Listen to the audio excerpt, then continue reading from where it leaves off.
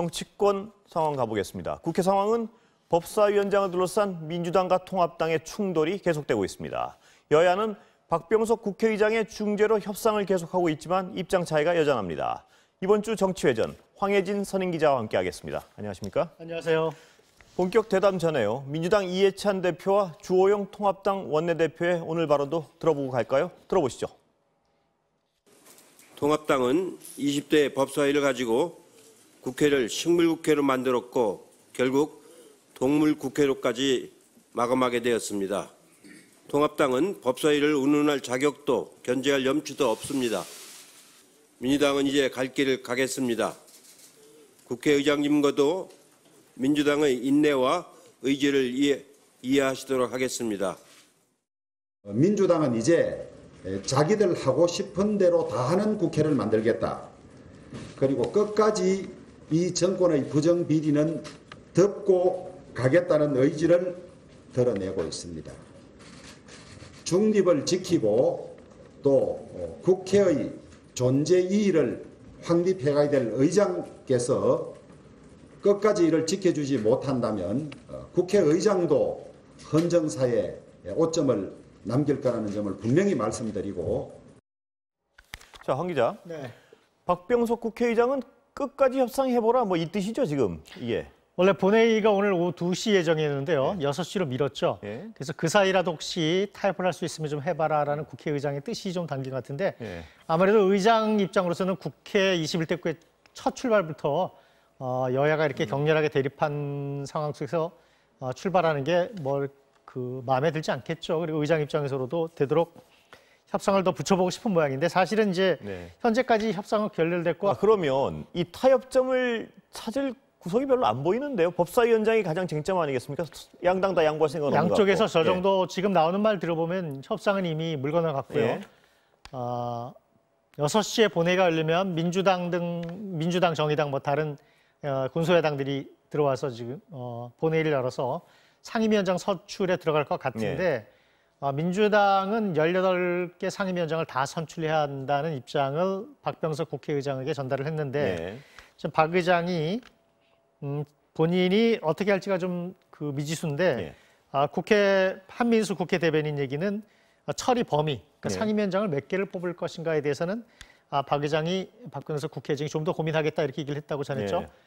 이런 걸 보면은 다 뽑진 않고 예를 들어서 여러 가지 설이 있는데 지금 가장 쟁점이 되는 법사위원장을 먼저 뽑고 야당에게 더 이상 협상은 없다는 이제 메시지죠. 그다음에 예결위원장, 기재위원장 같은 거는 30조 넘는 지금 35조 규모의 추경 처리하는데 굉장히 중요하니까 관련 경제 관련 상임위원장들에서 몇 개를 뽑고 아니면 야당에게 들어오라는 사인을 보내면서 한 번 더 열어서 뽑고 이런 방법도 있는데 아마 지금 국회의장실에서 얘기하는 걸 보니까 18개를 다 뽑을 것 같지는 않고 법사위 등 포함해서 최대 11개, 여당, 민주통합당이 위원장을 11개 정도 선출할 가능성이 좀 많아 보입니다.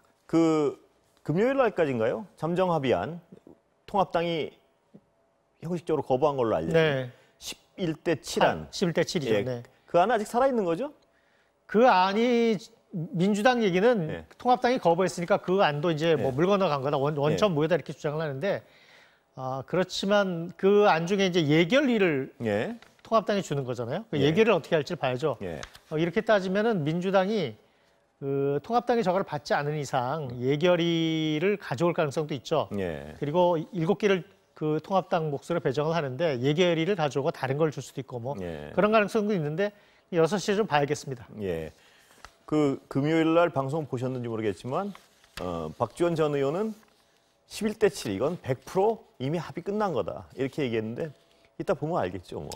아마 지금 박지원 의원이 원내대표를 한 3번 정도 해서 노련한 정치인이기 때문에 저 정도면 여야가 억셉트 해야 된다. 저거 이상의 안은 없다라고 지금 생각해서 말씀하신 것 같은데 아무래도 그 통합당 내 중진들의 반발이 굉장히 거센 것 같고 의석수 차이가 이렇게 엄청나게 나는데 법사위까지 여당이 가져가고 개원 초반에 기싸움에서 물리면 4년 내내 아무것도 못한다라는 위기감이 굉장히 커서 통합당 내부의 반발이 심하지 않았나 그렇게 추측이 됩니다. 자, 문제는 그 위기감은 알겠는데 방법이 없는 거 아닙니까? 장애투쟁할지는 않을 것 같고요. 그렇죠. 근데 말은 굉장히 세졌어요. 지금 주호영 원내대표가 뭐 상당히 점잖은 분으로 알려져 있는데 오늘 페이스북에다가 조선왕조 개국공신 정도전 예. 글을 인용하면서 왕이라는 자리는 민생을 살리는 선정으로 보장된다. 민생 민심을 위하는 군주의 권력은 예. 가차없이 갈아치울 수 있다. 뭐 좀 예. 굉장히 격한 말을 했는데 말이 백성의 삶을 위태롭게 하면 왕이라도 쫓아내야 한다는 게 600년 전 삼봉 정도전의 가르침이다. 예.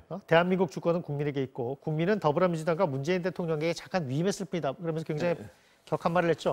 말은 격한데 사실상 이제 국회를 보이콧, 예를 들어서 상임위가 구성돼서 열려도 통합당 의원들이 한동안 안 들어가고 국회를 보이콧하거나 보이콧하면서 국회 뭐 앞에 마당에서 모여서 집회를 하거나 이런 방법도 있을 수 있고요. 오늘 뭐 삼선 조혜진 의원이 CBS 라디오에 나와서 예. 이렇게 되면 야당이 할 일이 없다. 야당이 무력화되는데 뭘 하겠느냐 이런 국회에서 그래서 무슨 그 의회민주주의 수호투쟁을 하겠다 그런 건데 그러면 장외투쟁 하겠느냐고 물어보니까 그 얘기는 안 했어요. 얘기는 안 정확히 하죠. 장외투쟁은 지금 국회 초반부터 장외투쟁을 네. 하면 상당히 비난을 받을 수밖에 없고 코로나 위기에 북한까지 저렇게 나오는데 장외투쟁을 하기 상당히 어렵죠. 그리고 장외투쟁에서 황교안 전 대표 주도로 장외투쟁에서 별로 재미를 못 봤잖아요. 재미를 못 봤죠. 장외투쟁은 네. 쉽지 않을 겁니다. 그러면 지금 민주당으로서는 국회의장 좀 압박하는 분위기가 있는 것 같습니다. 뭐냐면 의장은 지금 6시까지 끝까지 한번 협상을 해봐라 이런 약간 발을 빼는 분위기인데. 그렇죠. 민주당은- 국회의장 그렇죠. 국회의장 입장에서는 국회의장이 민주당에서 배출했지만 의장이 되는 순간 탈당해서 무소속이 네. 되잖아요. 그리고 의장이란 기본적으로 국회를 여야를 막론하고 공정하고 중립적으로 좀 이렇게 국회를 이끌어갈 책임이 있으니까 의장 입장에서는 그럴 수 있죠. 그런데 민주당 내부에서는 박병석 의장이 굉장히 좀 그 신중한 스타일이거든요. 네. 그러니까 의장으로 뽑아줬더니 너무한 거 아니냐. 네. 너무 지금 자기 스타일만 생각하고 이 민주당은 하나도 안 도와준다. 이런 불만도 있어요. 근데 네. 그 국회의장한테 늘 여당이 그런 불만을 갖죠. 그런 상황인데 이제 여야 할 것 없이 초선 의원들이 국회의장을 오늘 아침에 찾아갔죠. 찾아가서 민주당 빨리 원구성하도록 해달라. 일을 해야 될 거 아니야. 그러고 통합당 초선 의원들은 이게 지금 그 여당 민주당 독재하는 국회냐 의장의 중심을 잡아라 이런 식으로 양쪽에서 다 압박하는데 민주당 내부에서는 꽤 의장이 너무 안 도와준다 이런 불만도 있는 것 같은데 오늘은 분명히 원구성하겠다고 국민들에게 약속을 예. 했다는 걸 상기시켰으니까 아마 범인은 모르겠지만 일단 상임위원장을 일부 뽑을 것 같습니다. 아까도 잠깐 말씀드렸지만 지난주 박 전 전 의원의 그 전망은 양당은 이미 100% 합의 끝났다. 서로 명분을 축적하기 위해서 서로 강하게 부딪히는 모양새를 취하고 있을 뿐이다. 이게 그분의 예측인데 이따 뭐 한 몇 시간 기다려보면 그렇죠. 6시 한번 보면 그 전에 답이 시간이 좀 나올 것 있으니까요. 같습니다. 예. 다른 얘기 넘어갈까요? 네. 이 부분은 지켜봐야 될 문제라서 별로 더 말씀. 그렇죠. 오늘 6시까지 예. 일단 보는 게 그럼 6.15 선언 얘기 좀 네. 넘어가겠습니다. 오늘은 김대중 전 대통령과 김정일 전 북한 국방위원장 사이에 6.15 공동선언이 발표된 지 20주년입니다. 하지만 북한의 연이은 초강경 발언으로 남북관계는 다시 꽁꽁 얼어붙었습니다. 오늘 민주당은 국회에서 기념식을 했습니다. 먼저 김현철 통일부 장관 발언 들어보겠습니다. 6.15 선언은 변함없는 남북관계의 나침반입니다. 남북관계가 방향을 잃으려는 지금 6.15 정신을 다시 기억해야 합니다. 존경하는 위원님 그리고 귀빈 여러분, 남북관계 역사에는 수많은 난관과 도전이 있었습니다. 앞으로도 해결해야 될 과제, 넘어야 할 고비가 적지 않을 것입니다. 6.15 정신은 사대가 아니라 자주, 대결이 아니라 평화, 분단이 아니라 통일입니다.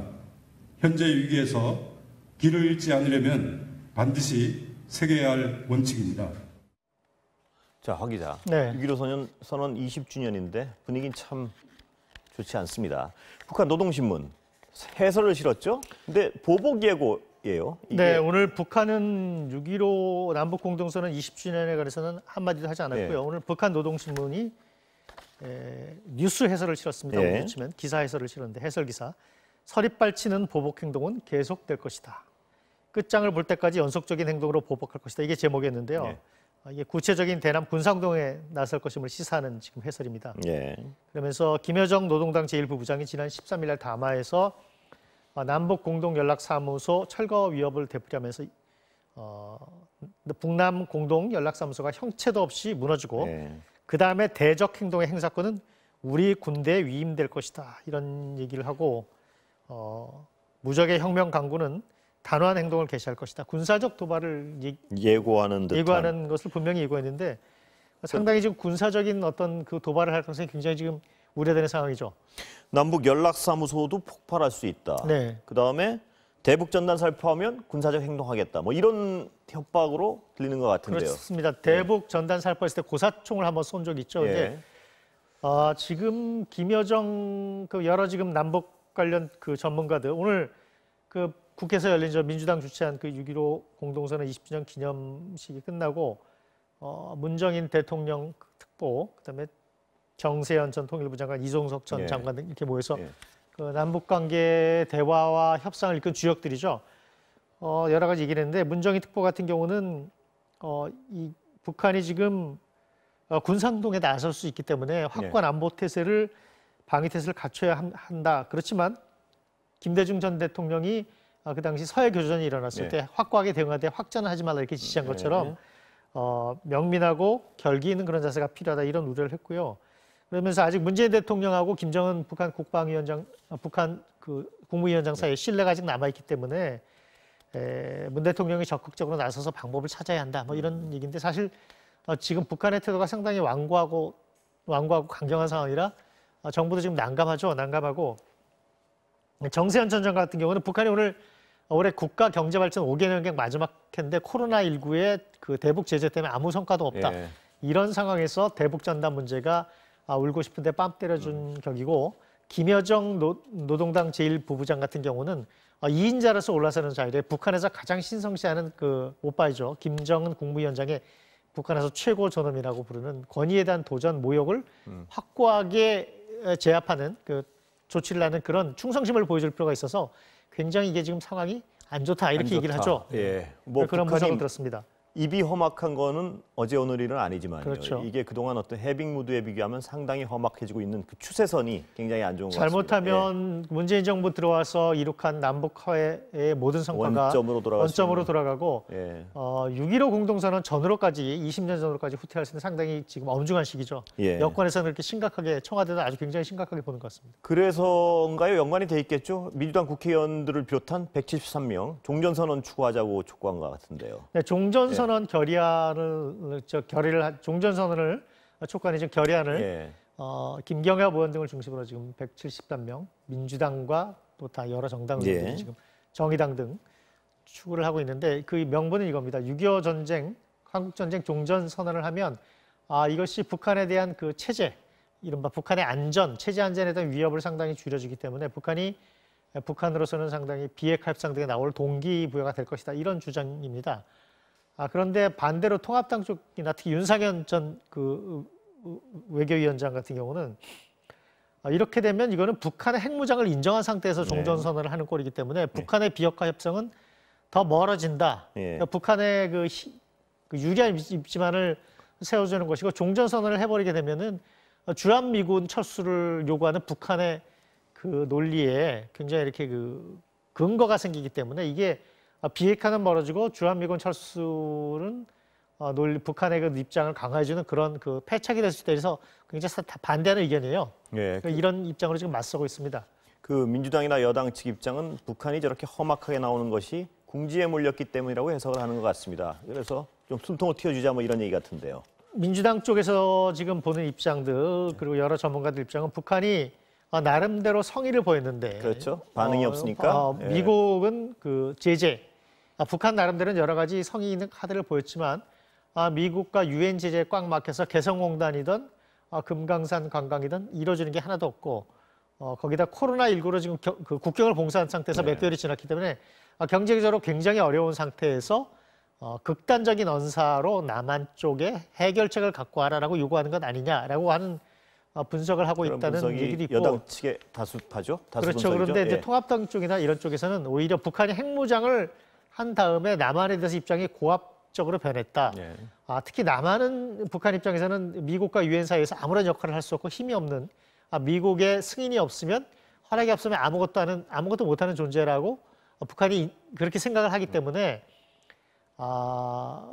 고압적으로 남쪽을 협박하는 거다. 통합 쪽이나 보수적인 인상에서. 그래서 결국 북한이 얘기하는 것은 핵을 포기할 비핵화 협상을 할 생각이 없고 남은 거는 미국과 북한 사이에서 핵 보유국이 서로 예. 핵 보유국인 북한이 미국과 핵 군축 협상을 하겠다 이런 지금 입장으로 나가는 거기 때문에 이게 북한에 대해서 경제적인 지원을 하거나 개성공단과 뭐 금강산을 열거나 혹은 대북 전단을 단속한다고 해서 그 해결된 일이 아니다라는 게 지금 보수적 입장의 그런 예. 그 선 분들이나 통합당 쪽의 입장인 것 같습니다. 그렇다면 북한으로서는 하여튼 예측되는 행동 양식이요. 지금 우리가 할 수 있는 일이 당장 별로 없고 미국이 움직이지 않으면 점점 도발 강도를 높일 가능성이 높은 건 현실인 것 같습니다. 그렇습니다. 그래서 오늘 김태년 원내대표 등이 미국 쪽도 금강산과 개성공단 문제에 대해서는 한국의 독자성을 좀 인정하고 예. 미국도 그것을 인정을 해야 된다. 그래야 이 문제가 풀린다. 이런 식의 얘기를 예. 했는데 이거는 뭐 아무래도 정부보다는 당이니까 좀 자유롭게 얘기하는 것 같은데 오늘 예. 문재인 대통령 오늘 수석 보좌관 회의 뭐 2시부터 예정돼 있고요. 뭐 진행 중일 것 같은데 발언 나왔습니까 혹시 대통령? 아직은 나온 대통령 것 같지 발언 안 않은데요. 나왔습니까? 네, 또 그리고 예. 오늘 오두산 통일 전망대에서 6시 예. 좀 넘어서 남북 6.15 선언 20주년 기념식이 열리는데 영상 메시지가 아마 갈 걸로 알려져 있는데요. 예. 정확히는 모르겠습니다만 그때 또 문재인 대통령이 어떤 메시지를 내놓을지 그것도 좀 오늘 지켜볼 대목인 것 같습니다. 근데 지금 어떤 특별한 아이디어나 뭐 이런 게 없으면 상당히 고착화된 이 상태를 타개하기가 어렵다.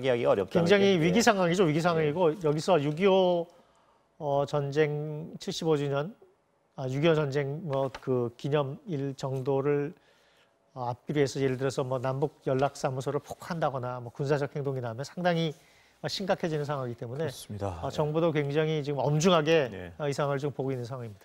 자, 다시 여당 얘기로 좀 가보겠습니다. 네. 이낙연 의원 당대표 출마는 뭐 거의 기정사실인 것 같고요. 네. 그런데 또 한 변수가 우원식 의원 오늘 우원식 의원이 또 다른 발언을 하고 나왔습니다. 네. 왜냐하면 양쪽 다 건더라. 그렇죠. 이런 얘기죠? 예.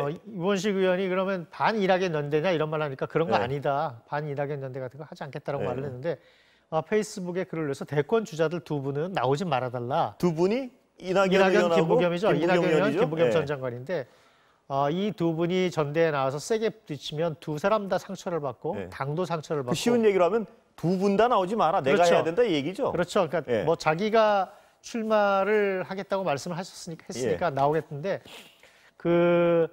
이런 겁니다. 그러니까는 대권 주자 둘이 당권을 갖겠다고 나와서 판이 커져서 싸움이 크게 벌어지면 누가 돼도 상처가 되고 국민들 보기에도 안 좋을 수 있고 특히 한 사람은 이낙연 의원은 호남 출신, 예. 김부겸 전 장관은 영남 출신, 네. 대구 출신이라서 이게 두 사람이 당권을 가지고 경쟁하다 보면 조기 대선 전초전도 문제지만 당 안에 영원한 갈등이 빚어져서 당이 상처받고 후보가 대선 주자가 상처받는다 상처받고 이거죠? 예. 그렇죠. 그래서 나중에 그 대선 본선에서 단합해서 서로 이렇게 싸워야 될 그런 상황에서 갈등이 생길 수 있다. 뭐 이런 논리예요. 예. 그래서 좀 두 분 다 일리가 있습니까? 어떻습니까? 한 기자 보시기에는.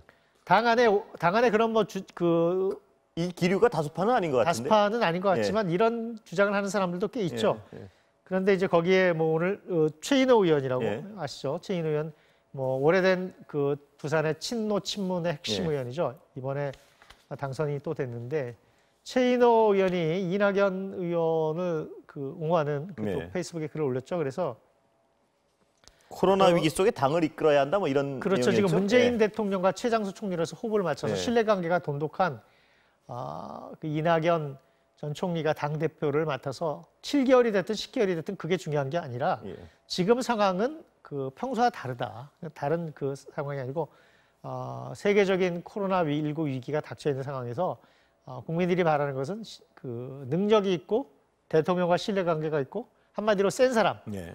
이 나와서 책임을 지고 잘 안정감 있게 이끌어가기를 원하는 상황인데 그게 무슨 중요한 문제냐라는 그 논리로 이낙연 그 전 총리의 그 당대표 출마를 옹호했어요. 그러면 친문이 이낙연 전 총리 쪽을 배제하지 않는다는 건 분명한 것 같습니다. 지금 분위기를 봐서. 친문도 여러 가지, 예. 워낙 세력이 크고 다양하니까. 다양하고 예. 원내대표 경선할 때도 나타났지만 그 굉장히 갈래가 다양하죠. 네. 그런데 뭐 최인호 의원은 이거는 뭐 영남 지역 그 뭐 의원들이나 영남 지역 그 이른바 친노 친문 세력을 대표해서 한 얘기는 아니다. 내 네. 개인적인 의견이다 네. 이런 얘기인데 어쨌든 그 이기명 전 노무현 그렇죠. 전 대통령 예. 후원회장과 뭐 최인호 의원은 그 친노 친문의 대표적인 그 분들이니까 이낙연 전 총리한테 상당히 도움이 되는 그런 발언이죠. 친문의 기류를 엿볼 수 있는 단면은 분명히 되는 것 같습니다. 그렇습니다. 그리고 친노 친문도 상당히 갈래가 다양하고 워낙 많고 그래서 그 가장 중요한 건 이럴 겁니다. 이길 수 있는 후보인데 지금 이길 수 있는 후보가 예. 정권을 재창출할 수 있는 후보가 누군가를 계속 보고 있겠죠. 현재는 이낙연 전 총리가 가장 유력해 보이죠. 그런데 이제 그 여러 번 말씀드리고 이제 자주 나옵니다만 민주당 안에 그 뿌리 깊은 영남 후보 필승론, 호남 후보 패배론 이런 얘기가 있는데 상황이 많이 달라졌다. 지역 정서도 많이 사라졌고 지금 가장 중요한 것은 능력, 실력, 예. 신망, 신뢰 이런 건데 이낙연 전 총리를 옹호하는 쪽에선 그런 정치적 자산을 가장 많이 갖고 있는 사람 아니냐 이런 논리고 친노 친문 의원들 그런 식으로 설득을 하고 있는 거죠. 자, 뭐 시간은 다 됐는데요. 네. 원식 의원 바람이나 말대로 양쪽 다 그만둬라 이렇게 될 가능성은 지금 현재로선 거의 없는 것 같고요. 그렇죠. 예. 이낙연 전 총리도 원구성 끝나고 코로나19 대책위원장 끝나면 아마 공식 출마 선언하면서 그렇겠죠? 그 자리에서 아마 자기가 왜 나와야 되냐, 어떻게 하겠다는 얘기를 할 것 같고요. 김부겸 김부겸 전 선언하겠죠. 장관도 예. 원구성 되고 나면 20일 이후에 아마 공식 출마 선언을 하겠다 이렇게 얘기하고 있습니다. 예, 오늘 말씀 감사합니다.